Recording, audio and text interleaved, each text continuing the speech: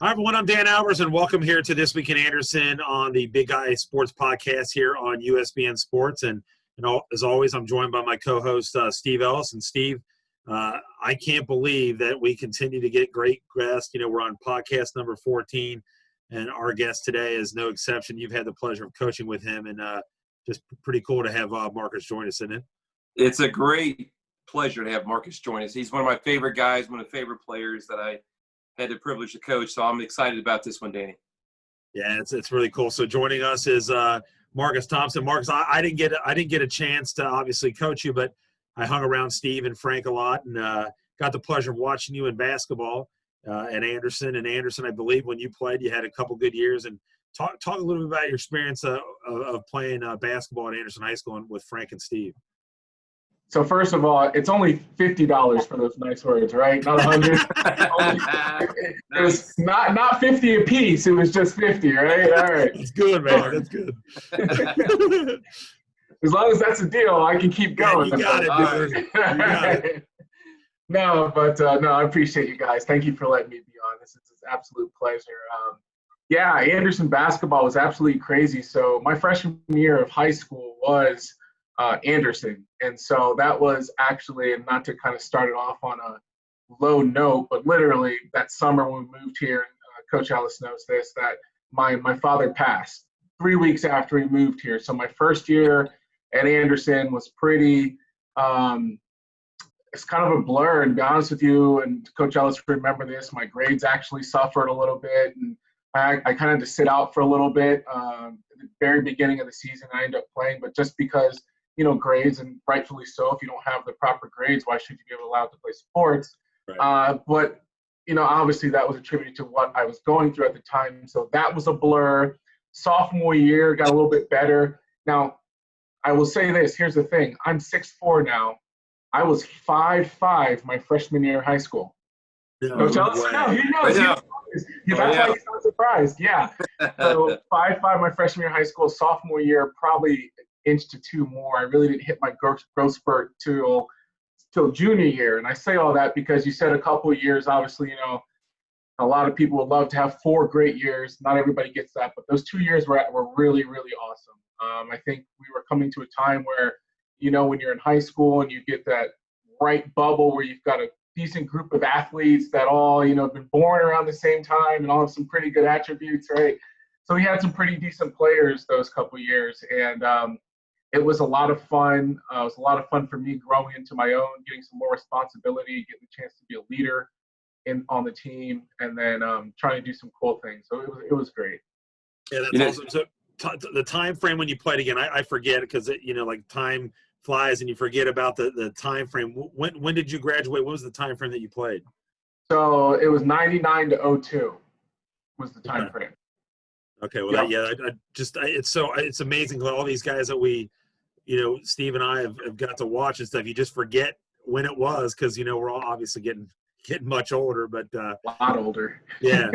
So you did go on. I believe you did go on and play college ball. Is that correct? It was it's at Seton Hill. Is that what it was?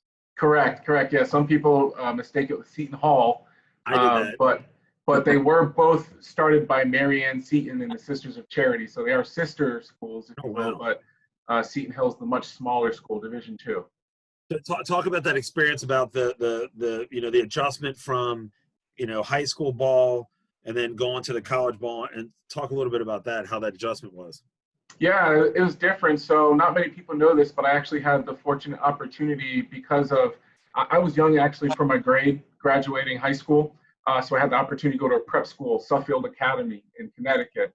And that year really helped me obviously grow a little bit. Being the youngest of my grade, a birthday in September, allowed me to kind of catch up, let my body get a little bit more muscle. So my first 2 years I started were at Widener University out in Philadelphia.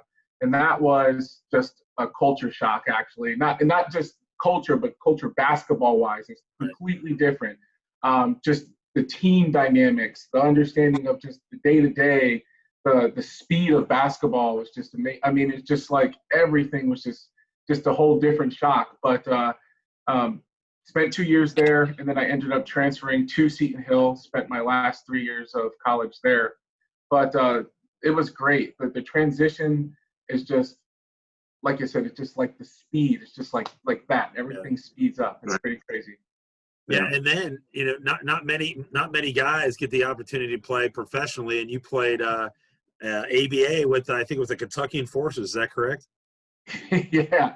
Well, I also, that was the last thing I did. So I'll drop back a little bit. After college, I actually tried to go. I played for a few different teams. I played for the Rochester Razor Sharks in New York. They drafted me. I also played for the Kentucky Bluegrass Stallions down in Lexington. Both those teams were in the PBL. I'm not even sure if that league is around anymore. Yeah. Premier Basketball League. But they had teams in Canada, Oklahoma, obviously all different places across the Midwest. So it was a really good league.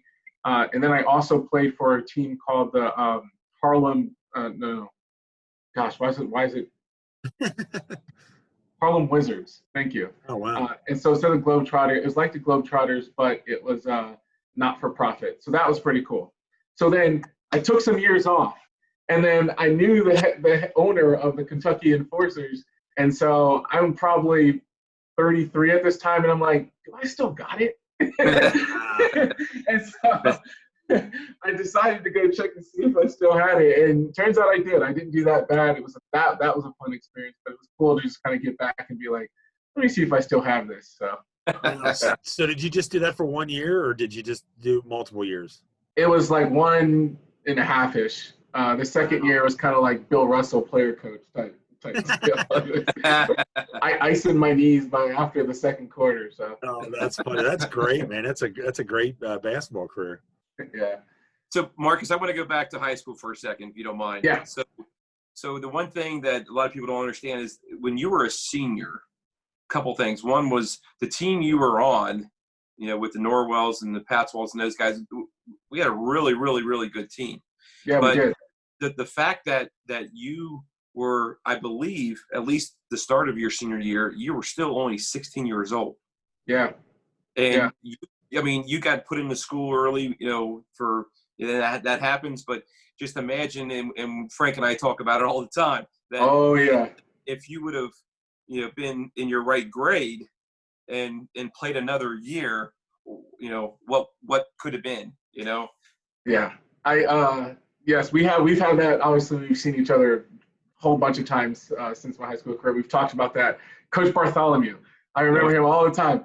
We should have held you back. You said just like him too. Yeah.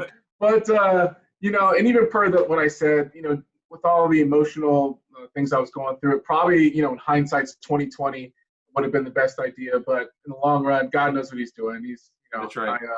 I've been able to do a lot of cool things.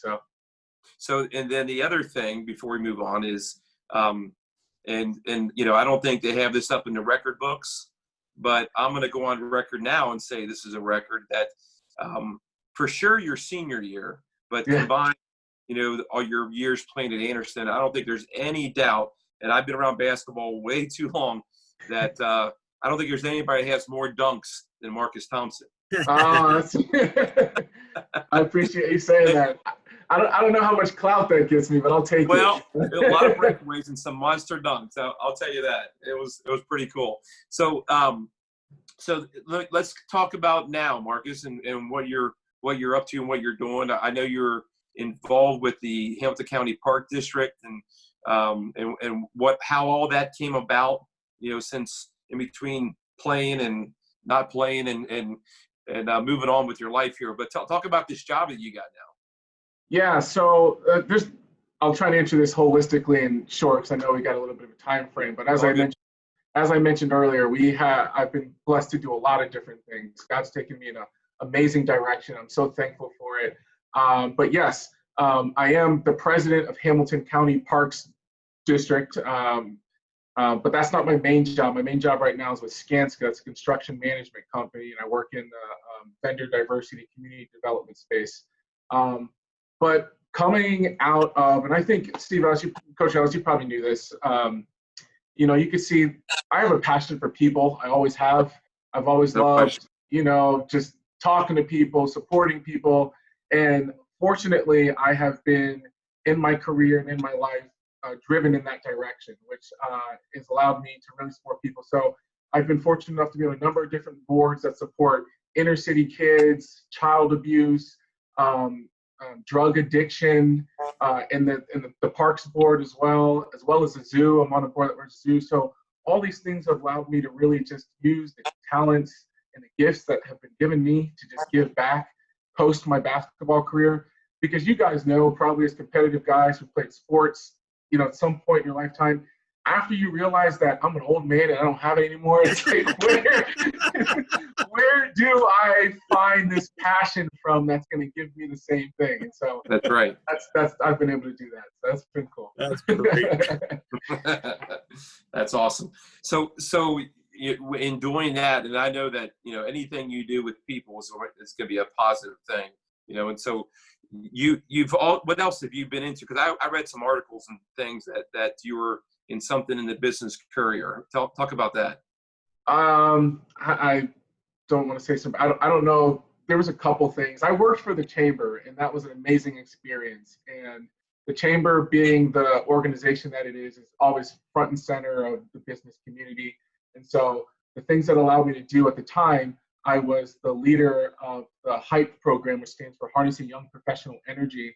It was the program used to develop young professionals in the region, to give them resources that will allow them to stay in the region rather than go to the coast or another city that they feel would give them a better future. But Cincinnati's got so much to offer. And so my job was to help them realize that and help them build their network and make those connections. So yeah, that was what I was doing there at the Chamber. And with that, I almost forget what you asked. Talking about I know what it was. It was the 40 under 40 in Cincinnati. I think that was for the Business Journal. I think that was it. So that's a very cool thing. Pretty awesome thing. Yeah, that was awesome. Sorry, I probably should have thought that's what you're talking about. That's all right. I don't like to talk about myself in that way, but no that was pretty cool. That was pretty cool. I actually got a tiny bit of a funny story. If you guys can edit this however you want to edit it. No, you're good, man. So the Business Courier, you submit to get elected, and people nominate you as well, and then they send you a notice by email. So this time, I forget what happened, but I wasn't able to check my email until later today. I get into the Chamber, and this young lady who sat across from me, she comes to me and she's like, "Hey," and I'm like, "How you doing?" And she's like, "Congratulations." And I'm sitting there, I'm like, "Thanks for what?" And she's like, "Did you not hear?" I'm like, "I have no idea what you're talking about." And she's like, 40 under 40? And I'm like, "Are you serious?" And she's like, "I feel so bad." And at first I said, "I gotta call my mom." Yeah. Nice. Oh. Yeah. So it was pretty cool, man. That's how I found out. So that was pretty cool. Like I said, fortunate to be doing the things I've gotten into. That's a really cool thing, Marcus, and that's why I wanted to bring it up, because not too many people get that honor, and it's a very cool thing, So thank you. As you move on, Marcus, and I've known you a long time, and knowing the type of person you are, and how you talked about wanting to give back and everything like that, and the passion you have. I know you had a run recently in the political arena, and I couldn't be more happier and proud of you for the efforts you put in. And just let me say, for the record, I hope you continue on that path and don't let that shy away from you. And I just want to see what your thoughts were on that, and how that process and experience go for you, and what the future holds for you. Yeah, thank you. I appreciate you saying that. It means a lot. It just really all goes back to my passion for people. That's why I decided to do it. Grew up in Anderson. I talked to you guys about what happened when I first got here with my dad. Mm-hmm. There were a lot of people who wrapped their arms around me, Coach Ellis being one of them, Anderson Township and the Anderson High School community wrapping their arms around me. And so I joke that the only argument I ever won with my wife is that we got to move to Anderson. Yeah, she's actually a Norwood Athletic Hall of Famer. So great! Really? Yeah. So, that's awesome. Yeah. So where my son's getting his athleticism from. But so that's the argument I won. But I love this town. I love the people. And while it's great, I thought there was still room for improvement. Like everything should be. Everyone should always look for improvement. And I have my son. He's going to be a year in September. And I said, I want to be part of what makes this place great and continues to make this place great for when he gets older and however I can make an impact. And so I dove in head first that way. Who knows if it was smart or not? I mean, I guess not since I lost, but it opened my eyes to a lot. I got to meet a lot of great people. I got to get involved in ways that I hadn't before and that I still continue to be involved. And so, yeah, Coach Ellis, I think about it all the time. I think, will I make another run? Again, I go back to I want to make an impact. And if that's a way I can make an impact and that door opens, I will certainly do that. But I'll never stop trying and to do what I think is right for our community and, for the future of my son. So and that's what we need. It's right there. I definitely think you should make a run, buddy, because I think you'll do. I really do. I think you should do it again. You're going to have big backing, and I think you do great at it. But I know another thing that you do that you've been involved with, and is that you do the Saturday morning hoops. You mentor some kids and basketball. I think might be doing with Adam Turr, maybe. Yeah. Talk a little bit about that and how kind of rewarding that is with helping out little kids. So if you guys haven't noticed now, there's always a backstory. So like 6-7 years ago, so Adam Turr, I was the best man in his wedding many years back, and he is actually the best man in my wedding back in 2017. So that shows you how close we are. Yeah. But back about 6-7 years ago, I had met with a gentleman who was one of the starters of Saturday Hoops, among with many others. His name's Dwayne Harmon. And he was like, I got this program, and you're going to be one of them, and da-da-da. So fast forward 6 months, then I meet with a gentleman, Kent Wellington. Many people know him.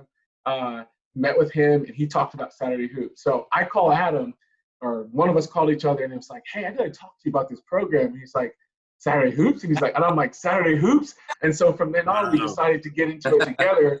Fast forward 7 years later, and we are co-chairs. And so Saturday Hoops has been amazing. Quick talk about it. It's a program where we bring, inner city kids in and just love on them through basketball, faith, awesome teaching, food, just friendship. So we're four things at Saturday Hoops. We're cheerful givers, we're hard workers, we're overcomers, and we're good stewards of the gifts God's given us. And we preach that to those kids all the time. And we just ask volunteers to come down, hang out with us, preach those things to those kids, join in the activities. And it's just been absolutely amazing. It's been 17 years. I've only been in it, like I said, for about 6 or 7, but it's just been growing and growing and growing. 650 plus kids, about the same amount of volunteers every year. So yeah, it's good. It's absolutely amazing. We try and get people down there, and when they get down there, they're like, we did not know this is a thing. Wow, so, that's awesome. Yeah, it's a great honor. And so how is that, all of that, unfortunately, the last 4 months or so, how has that with the COVID affected that for you guys? Yeah, so obviously the in-person interactions are definitely not the same. That the program Saturday Hoops is actually ran through Cincinnati Youth Collaborative. Cincinnati Youth Collaborative is an organization that really promotes mentorship. So a lot of our volunteers are mentors. Meeting with their mentees one-on-one, obviously you got to get permission from the parent of the house or whomever, but that's been but we've done an awesome job of going virtual, sending out virtual content. We just had a book bag drive where a number of organizations donated book bags, and we stuffed them with various things that the kids would need: toothbrushes, deodorant, summer, fun squirt guns, stuff like that. So, and that's, I think we were been probably 250 to 300 book bags so far, and still going. So, great. Yeah, it's been awesome, but it's changed. But we're still finding ways to be creative and reach the kids.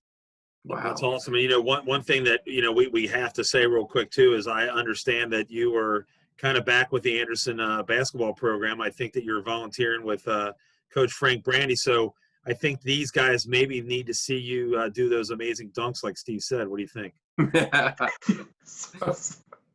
I'm sorry. You can still do it. I gotta laugh because I've been playing with the kids a little bit. Really? So when I tell them, I was like, listen, I'm right at the stage where I can give you a dunk every once in a while, but the older you get, your jump shot continues to improve because it's muscle memory, but your hops just go way down. So yes. I've showed them some skills. I try not to go too hard, but you've got some hardworking kids over there, some kids that really want to get after it. They're looking forward to Coach Brandy's leadership. I'm excited about his leadership and what he can bring to the program this year and going forward. So that's why I jumped in and told him as much as I can, I would love to just be an assistant. But Awesome. Yeah, it's exciting. So we're looking forward to the season. It's not like you're busy or anything. All these things. Good grief. So speaking of the Anderson basketball program, I'm glad you're helping out. That's a tremendous thing. I was so happy when Frank said that.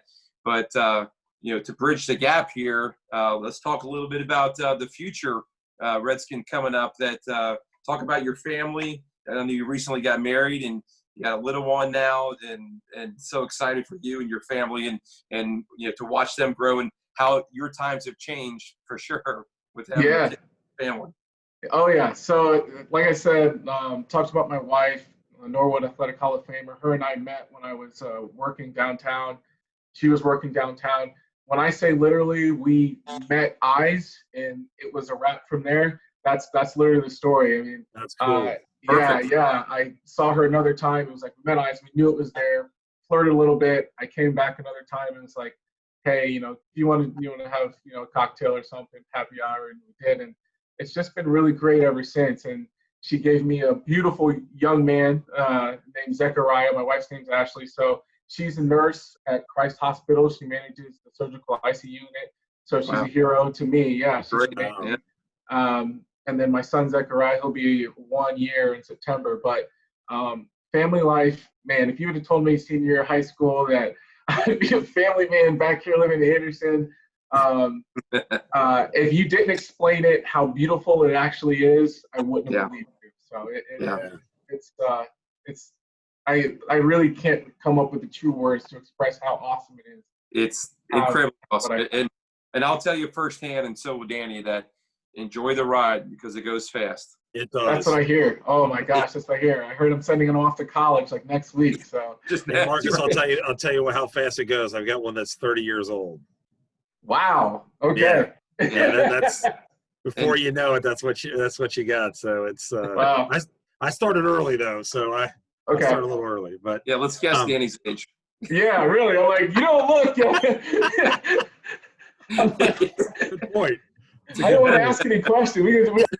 That's right. Turn it around, Marcus. Turn it around. Oh, that's good. Well, so we always try to end this interview. We try to ask like three questions that are three things that you remember. So is there your high school game at Anderson that really sticks out to you that's a good memory for you? Winton Woods, senior year. Really? Yeah. At home. Yes. The place was electric. Oh my gosh. Yes, sir. They had to turn away almost 200 people at the door. Yeah. I think Ryan Patswell went like 100% through like three quarters. Norwell had 23. I had 22. DeForest Riley had 36 at the half. At the half. At the half. The one that was right past half court, he shot it and made it. Exactly. There's the video. He's not even in the film, and then you see the ball launch and swish. Now, tell me if I'm right or wrong. This is what I kind of remember because I think I was doing the film and I did an awful job because I was getting so excited. But I remember being in the corner because it was so crowded, and I think Patswell, if I could be wrong or right, didn't he hit a three from the corner, and it either tied it or you went ahead. Something happened, and I don't think I had the three because I put the camera down, and you could just see it bouncing up. It was just an unbelievable game. I did not know you were the camera person. Maybe I did, but I will say, do not blame you for the amount of activity that was happening. Few people know this. I actually got hit in the lip that night so bad my tooth went through my lip. I had to have stitches after the game. So in the video, I want to find this video, and so if you guys ever find it, please, I'll pay money to get this. It's a big time game. But I had to sit out for a few minutes because April, who's still at Anderson, love April. She's like, you got to check your lip, make sure you're okay. I'm like, I'm going back in this game. Right. You'll see in the video me just kind of like get up and just walk to I don't even look at Frank. I'm just like, put me in this game right now. But that game was absolutely. I still get people to this day come to me and tell me it was one of the best games. That's awesome. It was incredible. Yeah, they had like 4 D1 players on their team. Yeah, Robert, those guys. Yeah, it was runners up in state. Yeah. Yeah, CJ Anderson, I think, was on that. CJ Anderson, yeah. Yep. Yep. What about the college side of it? What was there a game that stuck out for you college? And then also when you played in the ABA or played professionally, did any other games of those stick out too? Yeah, after that, there's few. There's kind of it kind of gets to a blur. I mean, it's not really. There's a few games that stick out. One of the first games that you ever play on that level, and you're just like, holy cow, I'm here, both college and professional. And it's just like, this is just amazing that you actually have the opportunity to do it. From there, you really remember more plays than anything. And then you also kind of remember the spirit of all the camaraderie. When you get to those levels, it's more intense. The bonds are a little bit more intense, whether good or bad. So you kind of remember that more than just holistic games. I do remember a game, though, if you want to talk about the enforcers, and I hope they still have these stats. 1 steal away from a quadruple double. No way. Yeah, that's cool. Yeah. And that's in my 30s, so I should ask them for that. Yeah. That's pretty cool. Awesome. The other thing that we try to do, but you've pretty much we try to say for the last is what makes Anderson so special. But you honestly, through this whole interview, you've pretty much said how special Anderson is to you. But obviously, Steve and I, we're the same way. We've we're Anderson homegrown, and we still support Anderson High School, good and bad, no matter what happens. And I think you kind of have just shown in this interview what a special place Anderson and the community of Anderson Township really is. Yeah, can't agree enough. It's all about the people. Good people make it. We've got some great people here. So, well, before we get off here, I just want to make sure to say this publicly to you, Marcus, that I'm not surprised how you turned out. I'm extremely proud of you, and everybody that's been around you is a better person because of who you are. And I hope you continue on this path. And I know your family's proud of you, and I can't wait to see what the future holds for you. I appreciate you saying that. So that I don't crowd joke around and say, I'll give you that other $50. You're in the 100. No. But I can't tell you how much that means to me. That means a lot. Thank you. Yeah, well, Marcus, we really appreciate it. I know you're busy, and we really appreciate you taking the time. And like we said, it's amazing to catch up with you, and hopefully Steve and I will be at some of the games this year. We catch up some more and get you. We're going to keep doing some more of these podcasts, and maybe besides This Week in Anderson, we'll do something else, and you get on there with us and talk basketball with us. Would love to. Thanks. So we're going to wrap it up here. So for Steve Ellis, Dan Albers, and Marcus Thompson, you've been watching This Week in Anderson. We'll catch you next week.